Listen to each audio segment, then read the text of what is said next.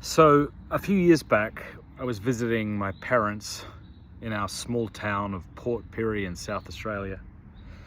And there was a police raid across the road from my house, which is super unusual for our small town.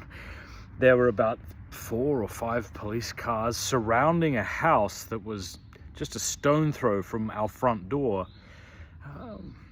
And it was, I don't know why they didn't just sort of go in and arrest the fella or do whatever they had to do. It was something that went on all day. They would use a bullhorn occasionally. I don't know what was going on. The point is this: we were all very intrigued about what was happening. Whatever plans we had for that day fell by the wayside, and we would just stand by the door and look through the curtains, and it was like really, really fascinating. I remember at one point I brought my chair up to the door, and I was having lunch, like looking out the window, like I need to see what's happening. And this, I think, is a good analogy for the spectacle that chaos is, and why it's almost always a waste of time. Because I'm pretty sure I wasted that day. Like, at the end, nothing happened. And even if it did happen, it had nothing to do with me. So why was I so glued to it, you know? And I think a lot of the chaos that we feel in our bones right now is due to the spectacle of chaos that we just refuse to look away from. And that can be the kind of Ben Shapiro, Candace Owens thing, or the whatever, you know, like pick a group: Catholics, Orthodox, atheists, homesteaders. Like, I'm sure there's a divide among the homesteading community, as there is a divide among most communities today for some reason. And, you know, the temptation is just to stare out the door all day, and what? This is why Thomas Aquinas talks about the sin of curiosity. People often find that kind of surprising, because isn't curiosity a virtue? Well, not the way he's defining it. He's distinguishing between curiosity and studiousness. So studiousness has to do with, like, desiring to know the truth, you know, for a good reason. Whereas curiosity isn't that, you know, like curiosity is, you know, like those glossy magazines that people used to buy. I guess boomer women still do. Or maybe that's now been replaced with TikTok or something else, you know, like it's exciting and it's gossipy, but like it's not for the sake of anything good. So, all right, here's just the point that I think we all need to hear, me, myself included.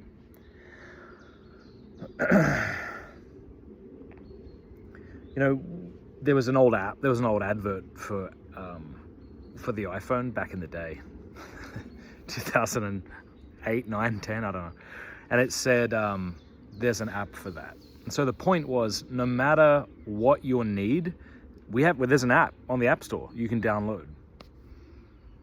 And I think we do have this false idea that there is a positive thing I can do, you know, something I can install, some routine I can implement that will then kind of somehow take care of the chaos. But like, what if what we need is not an extra app and whatever, you know, fill in the blank app or method or, you know, 10-part series or 7 steps to whatever.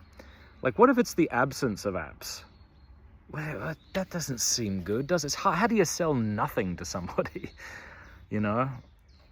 Like, give me something that I can buy that will then fix my life. Don't tell me I have to remove myself from the drama for things to get fixed. But don't you think that's probably the case? Like, that your life would be better if, I don't know, like, you have to decide for yourself what you do, but, you know, delete your app store and block all the apps on your phone.